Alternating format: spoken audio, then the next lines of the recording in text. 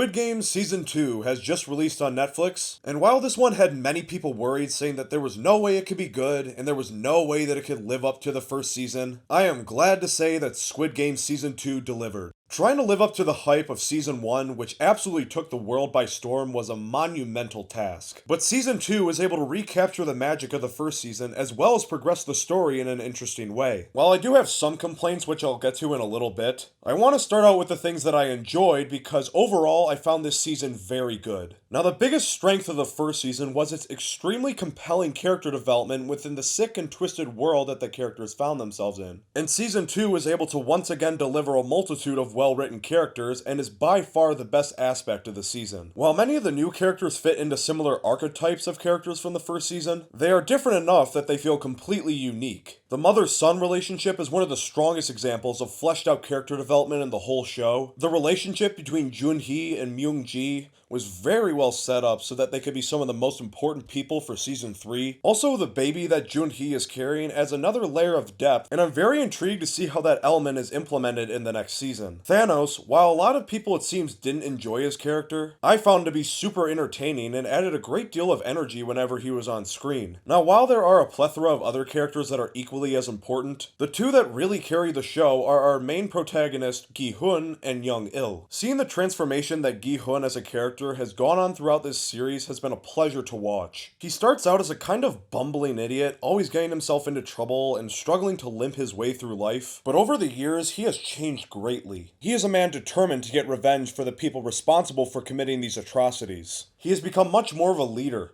People look to him now as a source of wisdom and information. You can see the guilt he feels on his face at all times. The other 455 players dying in the first season left him traumatized. And the relationship between Gi-hun and Young-il throughout the season is the most compelling part, because you're just waiting to see if Gi-hun is able to catch on to the bigger picture. Speaking of Young-il, I think that putting the big twist up front, that Young-il, who is the frontman, inserting himself into the game was the smartest decision that they made. Coming after that big twist at the end of Season 1, it was only natural to expect that there would be a big twist at the end of Season 2. But instead, putting this twist early on helps give us an entirely different viewing perspective for the rest of the season when compared to Season 1. Back in Season 1, we the audience always felt like we were a step behind, discovering everything in real time as the characters discovered it for themselves. But in Season 2, the audience is always a step ahead, and knows things that those in the game do not. We know that the frontman has inserted himself into the game and are just waiting for the players to figure that out for themselves. I also really like the way that the show plays with the idea that the frontman may very well have multiple different split personalities, and it's a question of which one is the real one, or are they all real? We have Frontman, a cold and calculated leader in charge of one of the most sickening operations on Earth. There's In-ho, the man that the rest of the world would recognize. The former cop and brother to Jun-ho that one day suddenly disappeared from the face of the Earth. And finally, Young-il, the kind, seemingly trustworthy, and dependable man that he's masquerading as player 001 inside of the Squid Game. This element to the story is really what makes Season 2 great for me, and able to make it feel unique from Season 1. Without it, Season 2 could have very well struggled to differentiate itself enough from Season 1, and could have been dubbed a retread of the first season. This relationship between Young-il and Gi-hun is the heart of the story, and will probably be for Season 3 as well. The games this time around, while most definitely not as big of a focus like they were in the first season,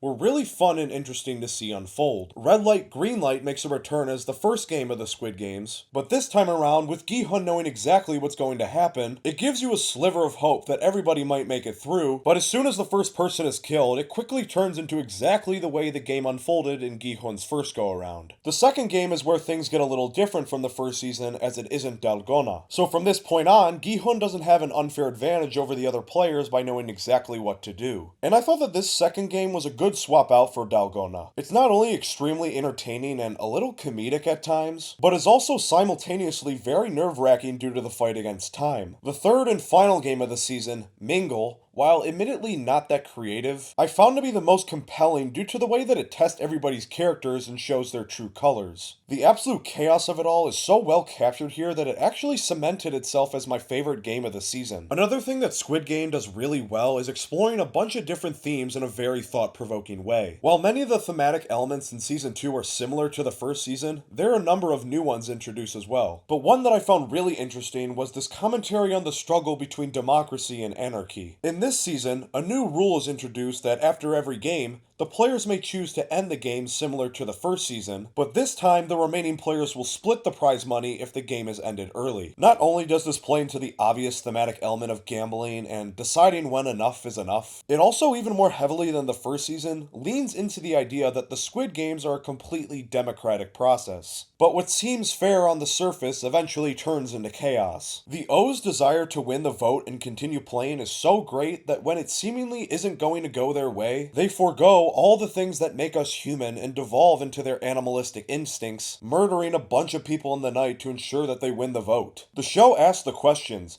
is democracy only capable of surviving so long before it ultimately descends into anarchy? Can democracy only survive so long as it works in the way that people want it to work? And when it pisses enough people off, is an uprising against it imminent? The first season kind of scratched the surface with this one, but season 2 takes it to a whole nother level. We even see this affect the X's as they eventually decide that they're just going to attempt to bust their way out any way possible, regardless if they don't win the vote, and regardless of whether they have to kill a bunch of people or not. So now that I've expressed a lot of things that I like, I think that it's time to shift gears a little bit. While there is a plethora of things that made season 2 very good, there's sadly a couple of glaring issues that keep it from being great. The most obvious one being that not only is the season way too short, but it also cuts off in the worst spot possible. No, I am not opposed to having cliffhangers. But when the story arc that is a season within the overarching narrative is left unfinished, when none of the character arcs are completed and left unfinished, when none of the subplots are left off at a natural place to be cut off at, it doesn't feel like a cliffhanger, it just feels like you got robbed. This is clearly the first half of the story of what should have been season 2. And what's going to be season 3 should have been the second half of season 2. Now, if they marketed this as Squid Game Season 2 Part 1, and Part 2 would have come out in like a month or something, this wouldn't really be much of a complaint. But instead, they just chopped it up like this, and I really can't understand why. If you're a writer, and you treat each season as a story within the overarching story that is the series, then each season should follow the typical set of story beats. By the end of season 2, we should have been at the resolution point with maybe a cliffhanger at the end to tease season 3. But instead, we cut off in the middle of the rising action part of the story, leading up to what is probably going to be the climax, and it just feels so unnatural. I really like the direction that the season is headed towards, but none of it is resolved. I really love many of the arcs that some of our characters are going on, but none of it is completed by the end of the season. And as it relates to the show at large, sure, in the grand scheme of things, 5 years from now, it's not really going to matter because you're going to be able to just binge watch the show all the way through. But the point that I'm trying to make is that it's not 5 years from now. I'm living in the present moment. And from a narrative structure standpoint, this season is very poorly executed. The other big complaint that I have is the subplots of this season do not get the time and attention that they need. We'll start off with the big one, the Infiltration Squad. Now this storyline is really fun to watch. There is a constant state of tension because so much is riding on this team. If they don't succeed in finding the cult island, then perhaps no one ever will. And the horror that is the Squid Games will go on forever. And it's obviously leading in the direction that this infiltration team is somehow going to be involved in the climactic ending of the show. So whenever these guys are on screen, I find myself on the edge of my seat just waiting to see what happens next. But this very important storyline doesn't get nearly enough attention towards it, especially in the second half of the season. Now the groundwork, the first parts of this storyline are really well done. The relationship between the captain and Junho is very interesting. And after that scene in episode 7, there is clearly a lot more to this guy than he's letting on. Gi-hun employing these group of soldiers to help find the island feels like a natural progression from Junho infiltrating the island by himself like we saw in the first season. And their attempts to track Gi-hun to the island are very clever and devastating when they don't succeed. But as soon as we get to about the halfway point of the season, it's almost like the show just forgets that this subplot even exists. You'd think that that would be the point where the tension really starts to ramp up as the team gets closer and closer to discovering the island, but instead, it's the opposite. The show in episodes 5, 6, and 7 is so focused on what's going on in the game the entire time without cutting back to these guys that whenever it eventually does cut back, I found myself saying,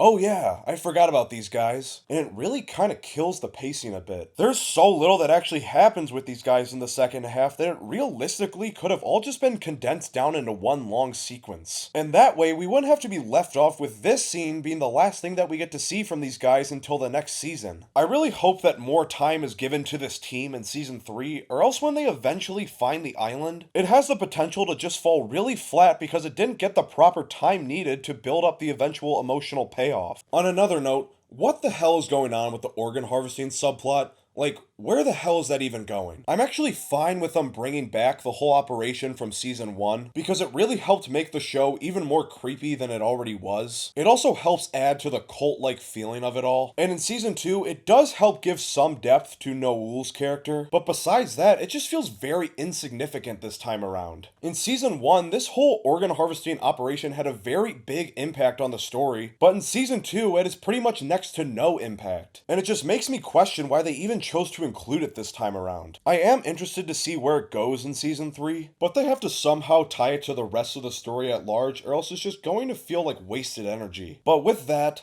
I think that those are the two big issues that season 2 really struggles with. All in all, while I don't think that this season quite reaches the same quality as season 1, I definitely think that it's a worthy entry in this ever-growing series that mostly succeeds in moving the story and characters within it forward in an interesting and thought-provoking way. While the way that the story is structured at times is definitely frustrating, I cannot deny the fact that Squid Game is one of the most engaging shows that I've seen in years. In an era where Hollywood is seemingly losing touch with not only the people but the art of filmmaking itself, thank God for Korea, man, because it's shows like Squid Game that give me hope. It is easily one of the most unique things to grace the screens in the last 2 decades. It reminds me that there are still talented people working in the industry, that there is hope for good writing and wholly original storytelling and big budget filmmaking and series making. And season 3 of Squid Game can't come soon enough, because I cannot wait to see how the story of Gi-hun and Squid Game ends.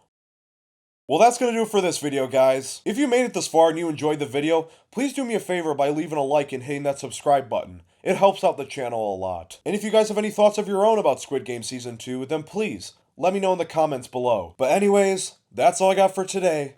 I'll see you guys in the next one.